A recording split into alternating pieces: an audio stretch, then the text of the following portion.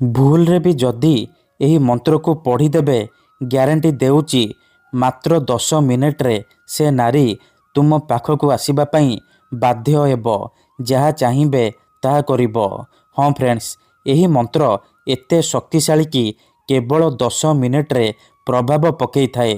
ଏପଟେ ଆପଣ ମନ୍ତ୍ରକୁ ପଢ଼ିବା ମାତ୍ରେ ସେପଟେ ସେ ଝିଅ ହେଉ ବା ପଡ଼ିଶା ଘର ସୁନ୍ଦରୀ ଭାଉଜ ତୁମ ଆଡ଼କୁ ଆକର୍ଷିତ ହେବାକୁ ଲାଗିବ। ବିଚଳିତ ହୋଇ ଉଠିବ। ଯେପର୍ଯ୍ୟନ୍ତ ତୁମ ପାଖକୁ ଆସିନି, ତୁମ ସହିତ ସମ୍ପର୍କ ରଖିନି, ସିଏ ଖାଲି ଛଟପଟ ହେବ। ଯଦି ଆପଣ କେଉଁ ଝିଅ ବା ପଡ଼ିଶା ଘର ଭାଉଜକୁ ଦେଖି ତା ଆଡ଼କୁ ଆକର୍ଷିତ ହେଉଛନ୍ତି, ତାକୁ ମନେ ମନେ ଭଲ ପାଉଛନ୍ତି, କିନ୍ତୁ ଯେତେ ଚେଷ୍ଟା କଲେ ମଧ୍ୟ ତାକୁ ପଟେଇ ପାରୁନାହାନ୍ତି, ତାକୁ ନିଜର ମନ କଥା କହିପାରୁନାହାନ୍ତି, ଆଉ ଆପଣ ଚାହୁଁଛନ୍ତି କି ସେ ଝିଅ ବା ଭାଉଜ ନିଜେ ଆସି ଆପଣଙ୍କୁ ଭଲ ପାଉଛି ବୋଲି କହୁ, ଆପଣଙ୍କର ସବୁ ଇଚ୍ଛା ପୂରଣ କରୁ, ତେବେ ଆଜିର ଏହି ବଶୀକରଣ ଭିଡ଼ିଓଟି ଆପଣଙ୍କର ଇଚ୍ଛାକୁ ପୂରଣ କରିବ।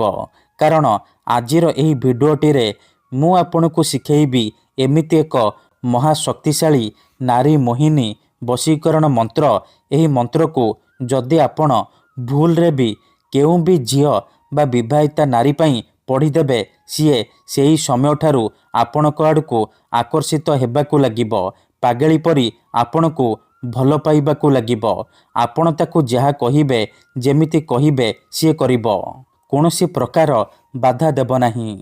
ନମସ୍କାର ଫ୍ରେଣ୍ଡସ୍, ଓଡ଼ିଆ ଫଣ୍ଡା ଚ୍ୟାନେଲକୁ ଆପଣମାନଙ୍କୁ ସ୍ୱାଗତ। ଆଜିର ଏହି ବଶୀକରଣ ପ୍ରଚଣ୍ଡ ମହାଶକ୍ତିଶାଳୀ ନାରୀ ମୋହିନୀ ବଶୀକରଣ। ଏହାର ପ୍ରୟୋଗ କେବେ ବି ଖାଲି ଯାଏନି। ଯିଏ ବି ଏହି ବଶୀକରଣ କରିଛି 100ରୁ 100% ସଫଳ ହେଇଛି।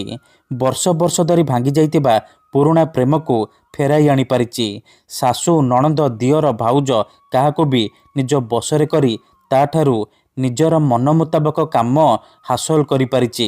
ତେଣୁ ଆପଣ ବି ମୋ କଥା ମାନି ମାତ୍ର ଗୋଟିଏ ଥର ଏହି ମନ୍ତ୍ରକୁ ପଢ଼ି ଦିଅନ୍ତୁ, ତାପରେ ଦେଖିବେ ଚମତ୍କାର। ଯେଉଁ ଝିଅ ପଟୁନଥିଲା, ସେ ଝିଅ ଆପେ ଆପେ ପଟିଯିବ। ନିଜେ ଆସି ଆପଣଙ୍କୁ ଭଲ ପାଉଛି ବୋଲି କହିବ। ଯେଉଁ ପଡ଼ିଶା ଘର ଭାଉଜକୁ ଆପଣ ଦିନରାତି ଭାବୁଛନ୍ତି, ସିଏ ଫୋନ୍ କରିକି ଘରକୁ ଡାକିବ। ଯାହା ଚାହିଁବେ ତାହା କରିବ। କୌଣସି ପ୍ରକାର ବାଧା ଦେବ ନାହିଁ। ତେବେ ଏହି ବଶୀକରଣ ଆପଣ କିପରି କରିବେ, କେମିତି କରିବେ, ମନ୍ତ୍ରକୁ କିପରି ପଢ଼ିବେ, ମୁଁ ଆପଣଙ୍କୁ ଶିଖେଇବି। ସମ୍ପୂର୍ଣ୍ଣ ପ୍ରୟୋଗ ବିଧି ଠିକ୍ ଭାବରେ ଶିଖେଇବି। ଜାଣିବା ପାଇଁ ଭିଡ଼ିଓଟିକୁ ମୂଳରୁ ଶେଷ ପର୍ଯ୍ୟନ୍ତ ଧ୍ୟାନ ସହିତ ଦେଖନ୍ତୁ। ଅଧାରୁ ଛାଡ଼ିକି ଯିବେନି। ମୂଳରୁ ଶେଷ ପର୍ଯ୍ୟନ୍ତ ଧ୍ୟାନ ସହିତ ଦେଖନ୍ତୁ। କାହିଁକି ନା ଅଧାରୁ ଛାଡ଼ିକି ପଳେଇଲେ, କାଟି କାଟି ଦେଖିଲେ ଆପଣ କିଛି ବି ବୁଝିପାରିବେନି। ପରେ କମେଣ୍ଟ କରିବେ, ଗୁରୁଜୀ ଆପଣଙ୍କର ବଶୀକରଣ କାମ କରୁନି। ଦେଖନ୍ତୁ, ମନ୍ତ୍ର, ତନ୍ତ୍ର, ଯନ୍ତ୍ର, ବଶୀକରଣ ଇଏ ଏମିତି ସେମିତି କାମ କରେନି। ମନରେ ସମ୍ପୂର୍ଣ୍ଣ ବିଶ୍ୱାସ, ନିଷ୍ଠା ଆଉ ଏକାଗ୍ରତାର ସହିତ ଆପଣଙ୍କୁ ଏହି ବଶୀକରଣ କରିବାକୁ ପଡ଼ିବ। ତେବେ ଯାଇ ମୁଁ ଆପଣଙ୍କୁ ଗ୍ୟାରେଣ୍ଟି ଦେଉଛି ଆପଣ 100ରୁ 100% ସଫଳ ହେବେ।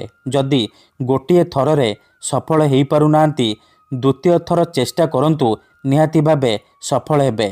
ଠିକ୍ ଅଛି। ଆଉ ଗୋଟିଏ କଥା ମନେ ରଖନ୍ତୁ, ମନରେ କୌଣସି ଖରାପ ଉଦ୍ଦେଶ୍ୟ କିମ୍ବା କୌଣସି ଖରାପ କାମ ପାଇଁ ଆପଣ ଏହି ବଶୀକରଣ ମନ୍ତ୍ରକୁ ପାଠ କରିବେନି। ଠିକ୍ ଅଛି। କାହିଁକି ନା ଏହି ମନ୍ତ୍ରର କୌଣସି ପ୍ରକାର କାଟ ନାହିଁ।